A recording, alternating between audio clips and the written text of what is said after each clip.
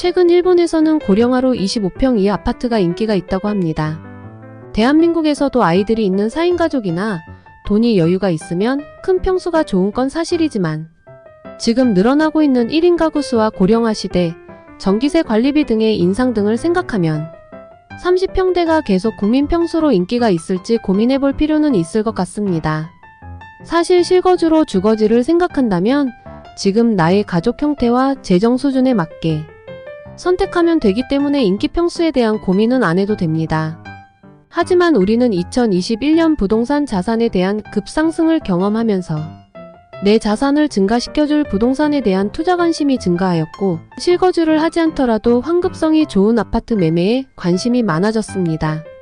앞으로의 수요가 많아질 아파트를 선택해둔다면 인플레이션 해지는 물론 나의 자산이 늘어날 테니까요.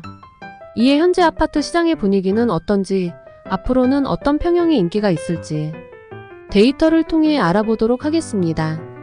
영상을 시작하기 전 구독과 좋아요 부탁드리겠습니다. 첫 번째로 확인해 볼 만한 지표는 청약 경쟁률입니다.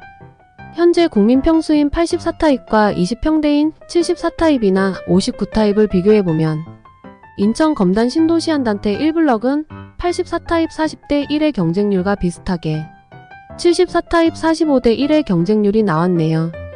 같은 시기 2블럭에서도 74타입 41대 1의 경쟁률이 나왔는데 분양 시기가 21년 9월로 상승장 분위기 막바지였을 때라 절대 경쟁률 자체가 어마어마하긴 하지만 그래도 74타입이 84타입에 비해 수요가 떨어져 보이지는 않습니다.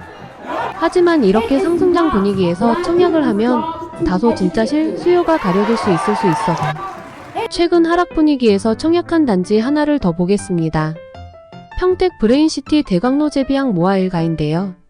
23년 7월쯤 분양하였는데 당시 청약은 일부 타입 미분양이 되었지만 59 인기 타입은 10대1로 84타입 2.17대 1보다 높은 수치를 보여주었습니다.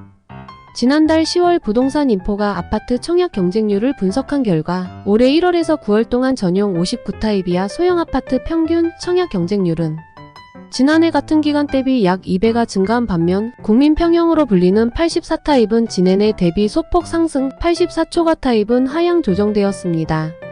한 블로그에서 발췌한 자료를 보니 2010년만 해도 59타입 평균 경쟁률은 1.02 채 되지 않았는데 이후 두 자리 경쟁률이 꾸준히 이어지고 있습니다. 통계적으로 지속 방향성이 같은 결과들이 확인되네요. 이와 같은 추세는 다들 아시다시피 출산율 감소, 결혼 기피 현상, 노령화 시대로 인한 1인 가구 증가의 영향일 텐데요. 현재 1인 가구 비율은 2017년 27.5%에서 2023년 34.5%까지 꾸준히 상승 중입니다. 시도별 1인 가구 비중을 보면 제일 높은 곳은 38.5%로 40% 육박하네요. 그럼 이런 1인 가구의 주거 형태는 어떨까요? 2020년 통계청 자료에 따르면 전체 가구 중 50%가 아파트에 거주하고 있으며 1인 가구 기준으로도 32%가 아파트에 거주하고 있습니다. 특히 최근 지어지는 아파트들은 평면 진화로 소형임에도 넉넉한 실내를 갖추었기에 사람들의 선호도가 더욱 증가하는 것 같습니다. 직접 평면도를 살펴보면 이제 59타입도 방 3개 화장실 2개가 기본 구성이며 소형임에도 발코니, 확장시, 드레스룸이나 팬트리 등 공간 효율을 극대화한 설계가 다수 도입된 것이 확인됩니다. 전월세 놓기도 수월하고 전세가 비율도 높아서 전세 끼고 투자하는 것도 보다 적은 투자금으로 가능하기 때문에 아마 실거주나 투자 목적으로 지속적인 인기가 있을 것 같다는 의견이 많네요. 정리하면 최근 청약 경쟁률로 확인 시 59, 74타입의 인기는 지속 상승하고 있으며 사회적인 분위기로 1인 가구 상승 추세와 아파트 평면 진화로 인한 소형 평수의 넉넉한 실내 공간 활용도 설계는 앞으로도 소형 평수의 인기가 유지되는 요인으로 보여집니다. 추가로 국민 평수가 84타입이다 보니 아파트 건설사에서도 84타입 단일 평수로만 분양하는 경우가 있는데 이에 작은 평수에 대한 공급이 부족해지면서 희소성 면에서도 소형 평수는 인기가 있을 것으로 예상되네요. 그렇다면 이런 소형 평수의 투자 시 투자금은 얼마나 들어갈까요? 적게 들어간다고 하는데 과연 얼마가 들어갈지 계산해 보겠습니다. 최근 지어진 아파트들의 구조가 인기 있기 때문에 현재 구축 소형 평수가 아닌 신축 아파트 소형 평수로 알아볼 예정인데요. 분양권 매수를 통한 투자 방법에 대해 알아보겠습니다. 비교적 안정적인 지방 비규제 지역 택지개발 지구의 한 아파트를 선정해 보았습니다. 천안지역 409 별하신 도시 하늘채 아파트인데요. 네이버 부동산에서 매매 기준 제일 작은 평수 매매가가 가장 낮은 순으로 살펴보면 피 4,500만원 매물이지만 매매 2억 7천 정도 가격의 매물이 있네요. 매매가와 프리미엄, 옵션비를 엑셀에 넣고 분양가의 10%, 옵션비의 10%, 프리미엄을 계산한 뒤 해당 금액을 다 더해보면 분양권 매수 시 당시에는 6,700만원 들어가겠네요.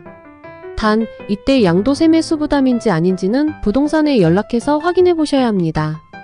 프리미엄에 대한 양도세 매수 부담이면 자금이 조금 더 필요할 수 있으니까요. 만약 분양권을 전매하지 않고 전세를 준다고 하면 입주 시 필요 자금이 있는데요. 중도금 60%와 분양잔금 30%, 옵션잔금 90%입니다. 순서대로 계산한 뒤 해당 금액을 다 더해주면 필요 금액이 나옵니다.